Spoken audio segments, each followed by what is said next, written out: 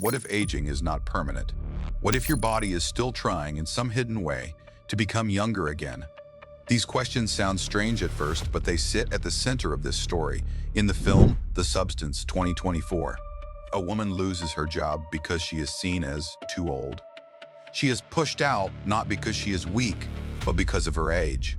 After that, she finds a secret treatment called The Substance. This treatment creates a younger version of her using her own cells. At first, this feels like pure fiction, something made for shock and horror. But then a deeper question starts to appear.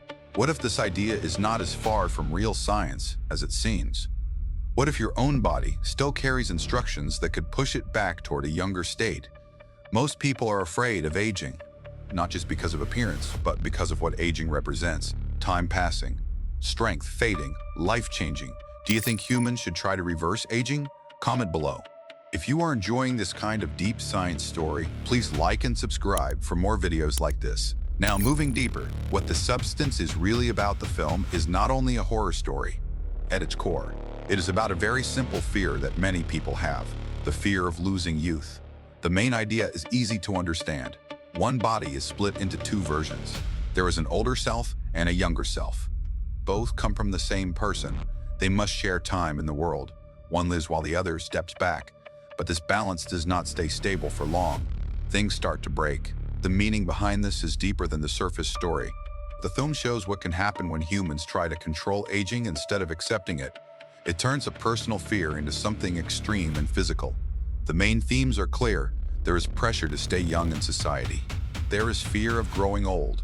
There is also the risk of losing identity when a person feels split between who they are and who they used to be. In real life, this is already visible. People try many ways to look younger. Some use creams. Some choose surgery. Some try medical treatments that promise youth or freshness. The main idea is simple. The film is not only imagination, it reflects a real human fear that already exists in everyday life. Now entering science. Cells can be reset. Now we move from the movie into real science, explained in a very simple way. Inside your body, there are tiny building blocks called cells. These cells make up your skin, your organs, and everything that keeps you alive. Every cell also carries signs of your age. As time passes, these signs slowly change. Scientists discovered something surprising. Under certain lab conditions, some cells can be pushed back into a more young-like state. One important idea in this research is called the Yamanaka factors. These are special proteins that can reset a cell's age signals. In simple words, they can help a cell forget how old it is. But there is an important point here. This does not mean a whole human becomes young again.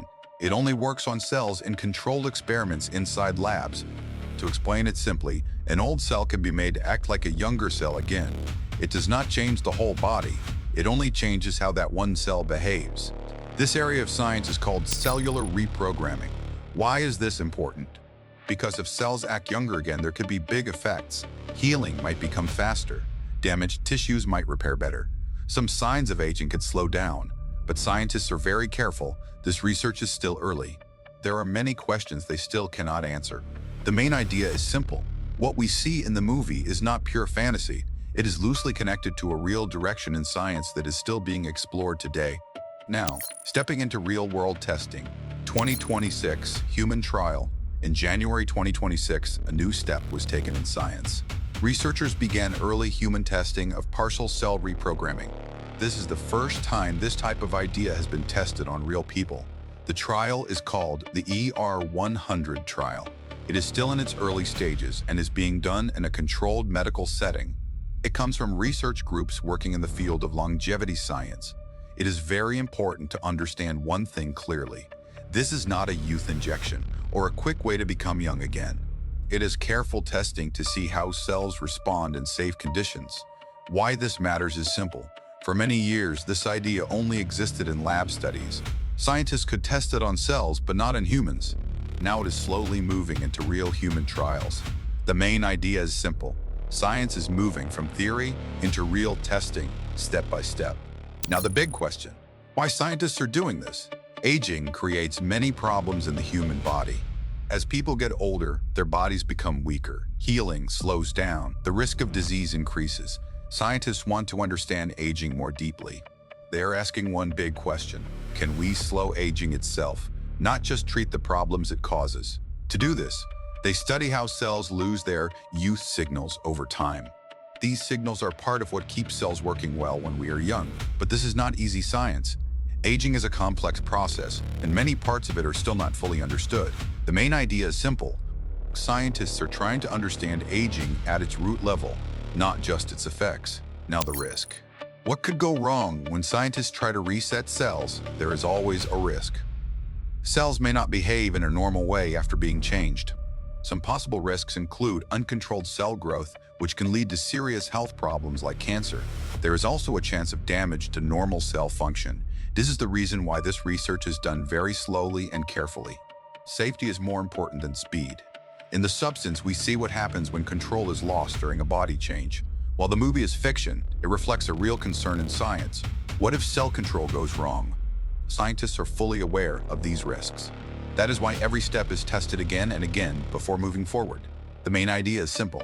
Powerful science always comes with serious risks, and careful testing is necessary. Now, reality check.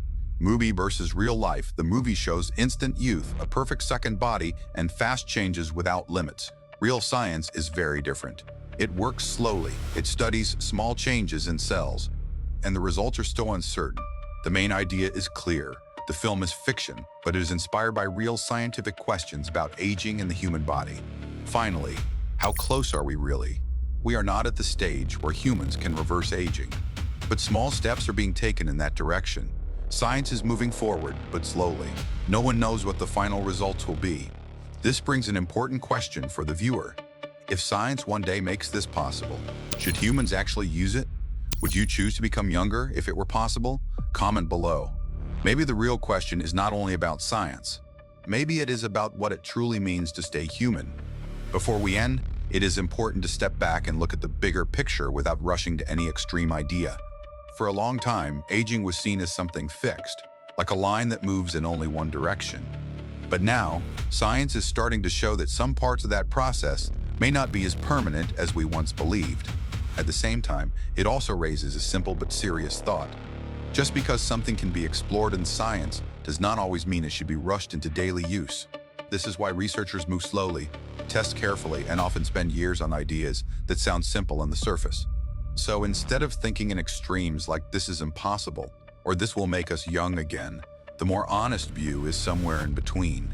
We are learning more about how life works, but we are still only at the beginning of understanding what that knowledge truly means for humans in the long run. And if you enjoy this video, please like and subscribe for more deep science and psychology stories. Let's start with a question that every human being will face one day. What happens in the final moments before death? Does consciousness simply disappear, or does something unexpected happen inside the brain? In the 2023 horror film Talk to Me, a group of teenagers discovers a strange embalmed hand. When they hold it and say a few words, they can contact the dead. For a brief moment, a door seems to open between the living and something beyond. At first, it feels exciting. Then it becomes terrifying. The film plays on one of humanity's oldest fears, crossing the boundary between life and death. What waits on the other side? Is there anything there at all? For thousands of years, people have asked these questions, but no one has ever had a clear answer. That is what makes this story so interesting. Because while Talk to Me imagines a supernatural doorway to the dead, real science may have discovered something equally strange. In recent years, researchers studying dying patients recorded unusual activity inside the brain during the final moments of life. Instead of becoming completely quiet right away, some brains appeared to become briefly more active. Why would that happen? And what could it mean? If you enjoy videos that connect movies with real science, please like and subscribe. And before we continue, let me ask you this. Have you ever wondered what happens in the final moments of life? Comment below. Before looking at the science, let's consider the film's deeper meaning. What Talk to Me really shows in Talk to Me, a group of teenagers discovers a strange embalmed hand that seems to connect them with the dead. To make contact, they hold hands and say a simple phrase, "Talk to me." Almost instantly, a spirit appears. For a short time, the spirit can even take control of the person's body. At first, it feels exciting. The teenagers treat it like a game. They record videos, laugh, and compete to see who can stay connected the longest. The experience gives them a thrill unlike anything they have felt before. But slowly, things begin to change. The line between the living and the dead starts to blur. What seemed fun becomes dangerous. Some of the spirits appear angry, others seem trapped. As the connections continue, fear begins replacing excitement. Beneath the horror, the film explores a very human question. Why are people so fascinated by death? For as long as humans have existed, people have wondered what happens after life ends. Every culture has stories about spirits, the afterlife, and unseen worlds. Even people who fear death often feel curious about it. That is what makes the film feel so unsettling. It is not only about ghosts or possession, it is about the questions that many people carry deep inside but rarely talk about. What happens when life ends? Is there anything beyond that final moment? The characters in Talk to Me chase answers because curiosity can be stronger than fear. But the film shows that some questions may come with risks. The movie is not only about spirits. It is about humanity's endless desire to understand death. Now we move from horror fiction into real science. Scientists recorded something. Unexpected researchers at the University of Michigan were studying the human brain during the final stages of life. Their goal was simple. They wanted to understand what happens inside the brain as a person is dying. No one was looking for anything supernatural. This was careful medical science focused only on brain activity. Most scientists expected a clear and steady pattern. They believed brain activity would slowly decrease as life ended. In simple terms, they expected everything to fade down step by step until it stopped completely. But something unexpected happened. In some patients, researchers recorded a sudden burst of brain activity right near the end of life. Instead of slowing smoothly, parts of the brain showed a brief rise in activity. This spike appeared in areas linked to awareness and thinking. This result surprised the research team. It did not match what they had assumed would happen during death. The brain did not simply shut down in a straight line. In certain cases, it seemed to become active again for a short moment. It is very important to understand one thing clearly. Scientists are not saying this proves anything about life after death. They are not making spiritual claims. They are only reporting what they measured inside the brain. But the finding still raises a serious question. Why would brain activity increase at the end of life instead of only decreasing? At this stage, there is no final answer. Researchers are still trying to understand what causes this sudden surge. It may be linked to changes in oxygen levels, stress responses, or other biological processes we do not yet fully understand. The key point is simple. Death may not be as quiet or as simple inside the brain as people once believed. Some brains appear to become briefly more active during their final moments. Now we need to understand one part of the brain. What are gamma waves? Gamma waves are a type of electrical activity in the brain. The brain works using tiny signals, like communication between different parts. These signals occur in different patterns, and gamma waves are among the fastest. Scientists often link gamma waves with important mental functions. They are connected to attention, memory, awareness, and conscious thinking. When you focus deeply on something or try to remember something clearly, gamma activity can increase. In simple words, gamma waves are part of how the brain stays alert and aware. This is why the discovery during dying moments surprised researchers. In some cases, these awareness-related signals appeared when the brain was supposed to be shutting down. Instead of becoming quiet, certain areas showed activity linked with consciousness. This raised a difficult question for scientists. Why would the brain show patterns linked with awareness at the very end of life? At the moment, there is no clear answer. The finding does not prove anything beyond biology. It only shows that the brain may behave in ways we do not fully understand during extreme situations. The key idea is simple. The dying brain may not be shutting down in a simple way. It may still produce short bursts of complex activity before everything stops completely. Why? This discovery puzzled scientists. This finding did not fit with what most scientists expected. For a long time, the common belief was simple. As death approaches, brain activity should slowly decrease until it disappears. A steady shutdown, like turning off a light. But the data showed something different in some cases. Instead of slowing down only, there were brief increases in activity tied to awareness. Scientists are still trying to explain why this happens. Some possible ideas include stress responses, chemical changes in the brain, or final bursts of memory activity. But none of these explanations is confirmed yet. The truth is simple. No one fully understands it. Vivid experiences near death. More recent studies have added another layer to this mystery. In 2026, researchers including Dr. Charlotte Marshall studied reports from people who came very close to death. Many of them described very strong and detailed experiences. Some reported seeing vivid scenes. Others felt intense emotions or a strange sense that time was changing. These are known as near-death experiences. Scientists believe the brain may remain active under extreme conditions and could generate powerful internal experiences even when the body is failing. But again, there is no single agreed-upon explanation. Different researchers interpret the data in different ways. Some think it is a final burst of brain activity. Others think it may be related to oxygen loss or stress chemistry. The important point is this: the brain may still generate rich and complex experiences even in its final moments, and we are still learning what that truly means. And even with all these discoveries, many important questions are still unanswered. What scientists still cannot explain. Even though researchers have recorded brain activity during the final moments of life, they still do not fully understand what it means. There are three big questions that remain open. First, why does this sudden surge of brain activity happen in some cases? Second, does it happen to everyone or only certain people under certain conditions? Third, and most difficult of all, what does the person actually experience during this time? Scientists can measure electrical signals in the brain. They can see patterns, spikes, and changes in activity. But they cannot directly measure what a person feels or sees inside their mind. This is the biggest gap in this research. Brain data tells part of the story, but not the full experience. Consciousness itself is still not fully understood. Even today, scientists do not agree on how awareness is created or how it behaves during extreme situations like death. Because of this, the mystery remains open.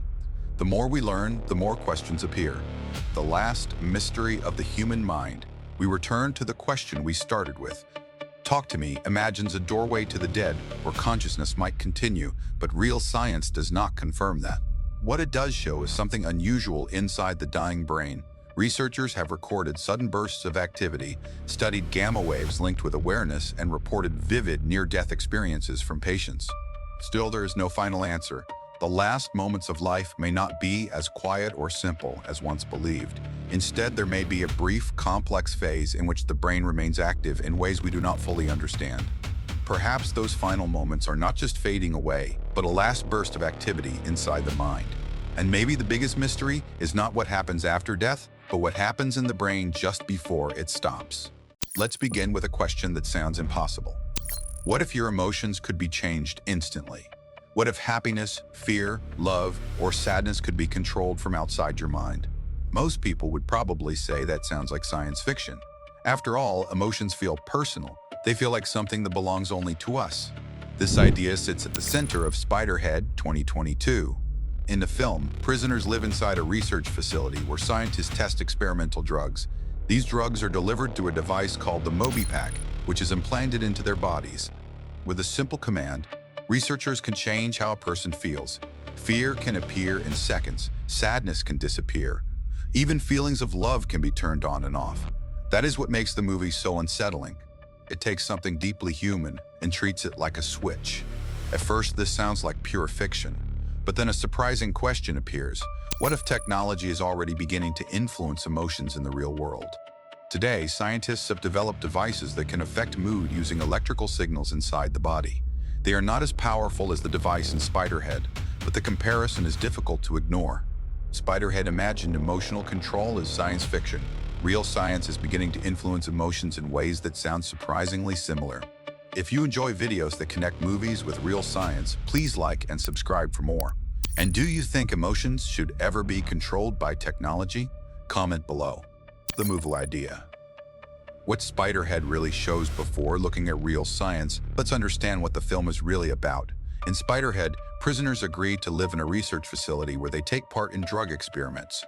These drugs are delivered through an implanted device inside the body. The effects are almost instant. A person can feel love one moment, fear the next, and then calm or sadness right after. Even obedience or attraction can be triggered quickly. The prisoners know their emotions are being changed, but they cannot fully resist what they feel. On the surface, it looks like a story about powerful drugs, but the deeper idea is about control. The film asks a simple but serious question.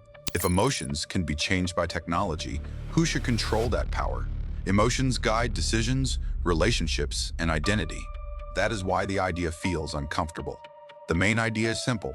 Spiderhead is not about chemicals, it is about control over the human mind. Real science begins. The January 2026 discovery. Now we move from science fiction into real medical research. The idea in Spiderhead feels extreme, but recent science shows that parts of it are not as far away as they once seemed. In January 2026, researchers published results from a study on people with severe depression. These were patients who had tried many treatments without success. They used a small implanted device that sent gentle electrical signals to a nerve called the vagus nerve. This nerve connects the brain with many organs and helps regulate mood and stress. The results were important. Some patients improved over time, and about 1 in 5 became symptom-free after 2 years. Many continued improving long after treatment started. This was not mind control. No thoughts were forced. The goal was to treat serious illness, not control feelings. Still, it shows something important. Electrical signals from inside the body can influence long-term emotional states. The main idea is simple. Scientists are already using implanted devices to help shape how people feel as medical treatment. The vagus nerve. To understand how this works, we need to understand one important nerve. The vagus nerve is a major communication line between the brain and the body. It connects to the heart, lungs, and digestive system. It also helps manage stress and emotional balance. Think of it like a highway. Messages move back and forth between the brain and body all the time. These messages help control basic functions like heart rate, breathing, and feelings of calm or stress. Because it is connected to so many systems, small electrical signals can influence how the brain handles emotions. Scientists are not putting emotions into the brain. They are adjusting signals that already exist inside the body. The main idea is simple. A single nerve can influence how the brain manages emotional states. How electrical signals can affect mood. This leads to a simple question. How can electricity affect emotions? The brain works through electrical signals. Every thought, memory, and feeling comes from activity between nerve cells. These signals are always moving, even when a person is resting. Emotions are part of this system. When signals flow normally, emotional balance is easier to maintain. When they are disrupted, mood problems can appear. This is where electrical stimulation can help. Small signals may support brain pathways involved in emotional control. Some patients report improvements such as lower depression symptoms and more stable moods over time. But these devices do not create instant happiness. They do not switch feelings on and off like a button. Instead, they help the brain work more smoothly. The main idea is simple. Emotions are closely linked to electrical activity in the brain and nervous system. The rapid growth of emotion technology, and the story becomes even more interesting. The January 2026 study is only one example. New neuromodulation devices have also received approval for treating depression. Some could even be used outside hospitals under medical guidance. This is a big change. Treatments that once required special clinics are becoming easier to access. That does not mean people can suddenly control their emotions whenever they want. These devices are still medical tools designed to help patients with serious conditions. The main idea is simple. Technology that can influence emotional states is becoming more advanced and more available than ever before. The important difference, but there is a major difference between the movie and real life. In Spiderhead, emotions change almost instantly. A researcher can press a button, deliver a drug, and completely alter how a person feels within seconds. Love, fear, obedience, and happiness can all be switched on and off with dramatic results. Real science looks very different. The devices being used today are not designed to create instant emotional changes. They are medical treatments that work slowly over time. Patients are carefully monitored by doctors and researchers. Changes in mood often take weeks, months, or even years to appear. Another important difference is purpose. The technology in Spiderhead is used to control people. Real medical devices are used to help people suffering from serious conditions such as treatment-resistant depression. Scientists are not trying to control minds or remove free will. They are trying to understand the brain and develop better treatments for people who need help. The main idea is simple. Real science is far more careful, limited, and medically focused than the world shown in Spiderhead. Who controls the switch? Even so, difficult questions remain. As technology becomes better at influencing mood and emotional states, new questions begin to appear. What happens when emotions become adjustable? Who decides when these devices should be used? And where should society place limits? Most people support using technology to help patients with serious medical conditions. If someone is struggling with severe depression and nothing else has worked, many would agree that new treatment options are worth exploring. But what happens if the technology becomes more powerful in the future? Would it only be used for treatment, or could it eventually be used to improve normal emotions, increase happiness, reduce sadness, or change behavior in healthy people? This is where the discussion becomes more complicated. Emotions are not just feelings. They help shape decisions, relationships, memories, and personal identity. They influence how people see themselves and how they interact with others.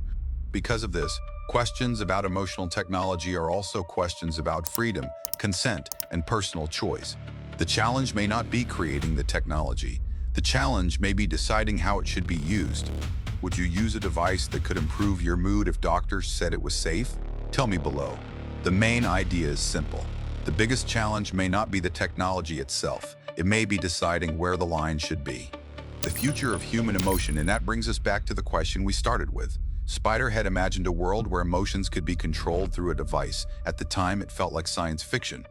Today, scientists are already using implanted technology that can influence mood in real patients. We looked at vagus nerve stimulation, new depression treatments, and the growing field of neuromodulation. These technologies are not controlling minds, but they are showing that emotional states can be influenced through the body's own communication systems. We are not living in the world of Spiderhead, but technology is getting closer to understanding how emotions work and how they might be helped when something goes wrong. That may be the most interesting part of this story. Perhaps the future is not about controlling emotions. Perhaps it is about understanding them. And the more scientists learn about the brain, the more questions seem to appear. What do you think? Should technology be allowed to influence emotions? If you enjoyed this video, please subscribe for more stories that connect movies with real science, psychology, consciousness, and the mysteries of the human mind. Because sometimes the most surprising science fiction ideas are the ones that slowly start becoming real.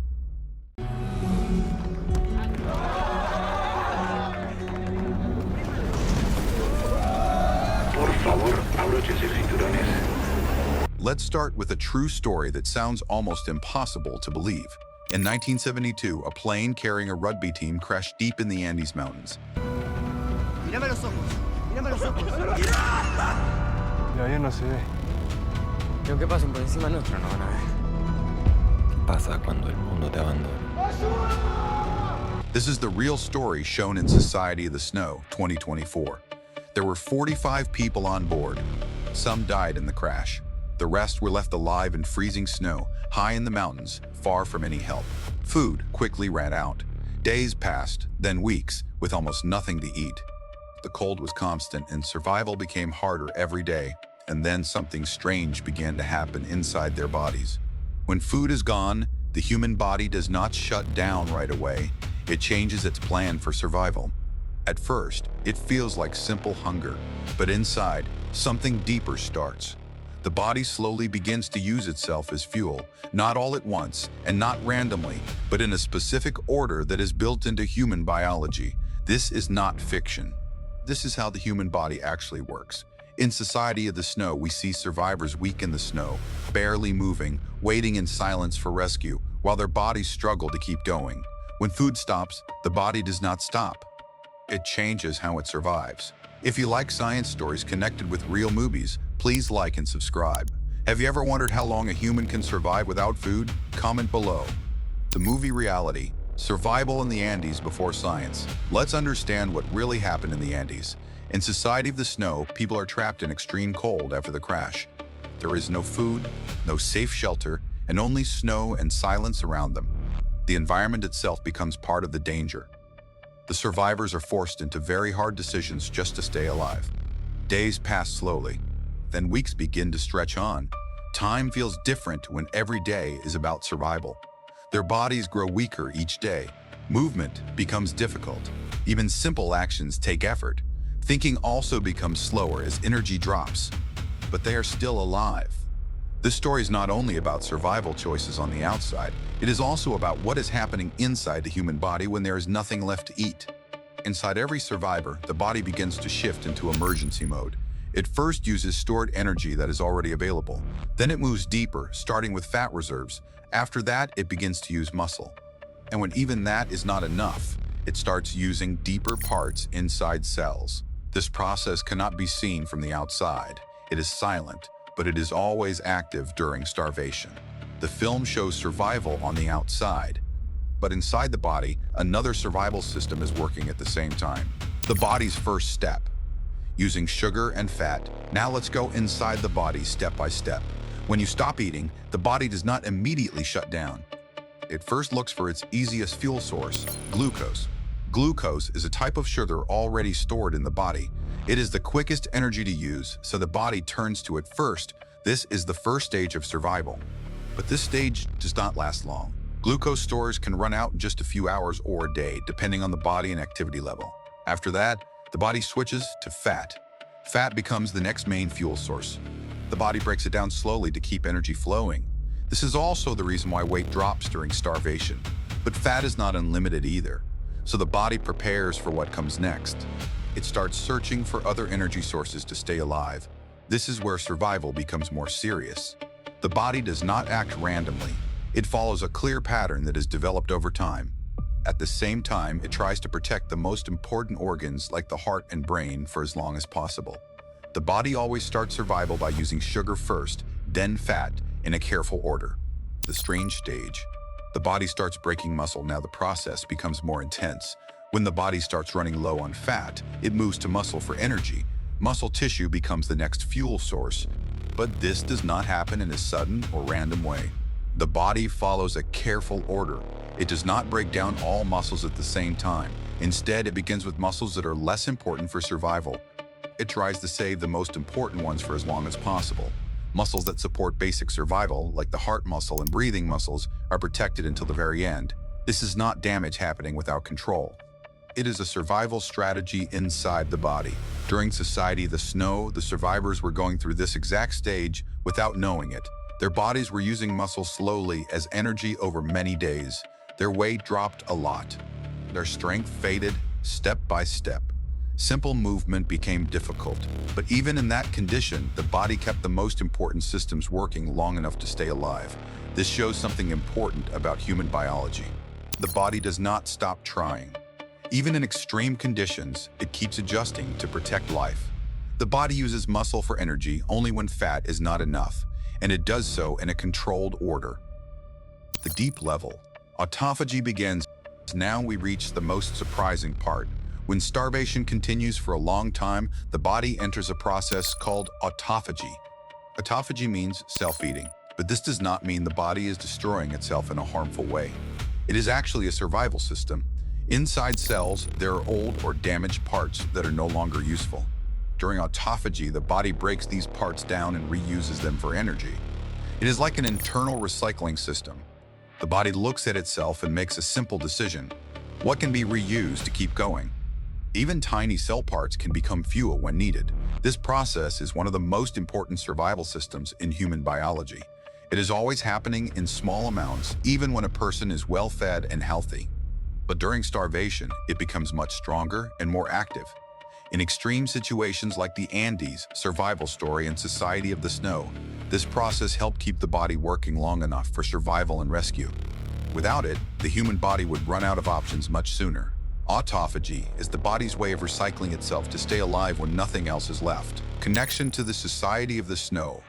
Now let's connect science to the film. In Society of the Snow, we mostly see what happens on the outside. We see the snow, the cold, the hunger, and the struggle to survive each day. But inside each person, another process was happening quietly all the time. The body was slowly breaking down fat, then muscle, and then even parts inside cells. It was doing this in a careful order to keep energy flowing. This internal process helped protect the most important organs, especially the heart and brain. That is one reason survival was even possible for so many days. Some people survive longer than others, and biology plays a part in that. Every human body has different energy stores, strength levels, and starting conditions. The film shows the hard choices people had to make, but inside the body, something just as important was happening. At a cellular level, the body was also deciding what to use and what to save. This is not something a person controls. It happens automatically, based on survival needs. The survival story was not only happening in the mountains, it was also happening inside everybody at the same time. Modern science. Using starvation signals in medicine, now let's move from history to modern science. Today, scientists are studying autophagy in much more detail than ever before. They are not only trying to understand it, they are also looking at how it can be used in medicine. In 2025 and 2026, early research trials are exploring ways to trigger autophagy in a controlled setting. The goal is not starvation. The goal is control. Why does this matter? Autophagy helps the body remove damaged or old cell parts. It acts like a natural cleanup system inside cells. Some researchers believe this process may help in future cancer research. The idea is that if the body can clear damaged cells on its own, medicine might be able to guide that process more safely. But this research is still early. It is not a treatment that is fully proven or widely used yet. Still, it shows something important. A process that once only helped humans survive extreme starvation is now being studied in labs for possible medical use. A survival system is slowly becoming a possible medical tool. Autophagy is no longer just about survival. It is now being studied for future medical research. The body's hidden survival system. Now let's return to the main idea. Most people think starvation means the body slowly shuts down. But the reality is far more remarkable. For 72 days in the Andes, the survivors of the Society of the Snow faced freezing temperatures, hunger, and conditions that seemed impossible to survive. Yet every day, their bodies kept fighting to stay alive. While the survivors searched for hope, their bodies were making thousands of survival decisions in the background, first using stored sugar, then fat, then the muscle, and finally, recycling parts of their own cells through autophagy to keep vital organs working for as long as possible. The film shows the struggle we can see. Science reveals the struggle we cannot. That hidden survival process helped buy something priceless: time. Time to survive another day. Time to keep hoping. Time for the rescue to finally arrive. Today, scientists are studying that same process in laboratories, hoping it may one day help fight disease and improve human health. And perhaps that is the most incredible part of the story. Even when everything seemed lost, the human body was still fighting for survival. The survivors refused to give up, and their bodies refused to give up with them. What surprised you most about this survival process? Comment below. If you enjoy Science Explained Through Real Stories, subscribe for more. To begin with, a simple but unsettling idea. What if your life did not begin at birth, but before it? What if before you were even born, someone already looked at your future and made a decision about it? In the film Gattaca, 1997, this idea is shown in a very direct way. It presents a world where parents do not leave genetics to chance. Instead, they choose traits before a baby is born, trying to shape what that child might become. In this world, babies are not just born, they are selected. Some are labeled strong, some are labeled weak, some are simply never chosen at all. At first, this sounds like science fiction, something far away from real life. But the question slowly becomes harder to ignore as we consider where science is headed today. What if this is already starting in real life in smaller ways that most people do not notice yet? What if choices about life are already being influenced before birth, even if they are not fully understood? If you enjoy videos that connect movies with real science, please like and subscribe for more. Now think about this for a moment. Do you think it is okay to choose traits before birth? What Gattaca really shows now, moving into the story behind the film, Gattaca is set in a future where DNA decides your place in life. From the moment you are born, your future is already judged before you even get a chance to live it. In this world, there are two groups of people. One group is made of people with selected genes. These are embryos that were carefully chosen and designed before birth. The other group consists of people born naturally, without any genetic selection. One group is seen as perfect, strong, and reliable. The other group is seen as limited, weaker, and less valuable in society. The story is not just about science. It is about fairness, identity, and control over human life. It shows a world where your DNA is not just part of you, but also determines how others see you and what opportunities you get. The main idea of the film is simple but powerful. Your DNA becomes your destiny in society. People are judged not by who they become, but by what their genes say they might become. But there is also a deeper fear inside the story. What happens when humans start choosing what a good life should look like before birth? Who gets to decide what traits are valuable and which ones are not?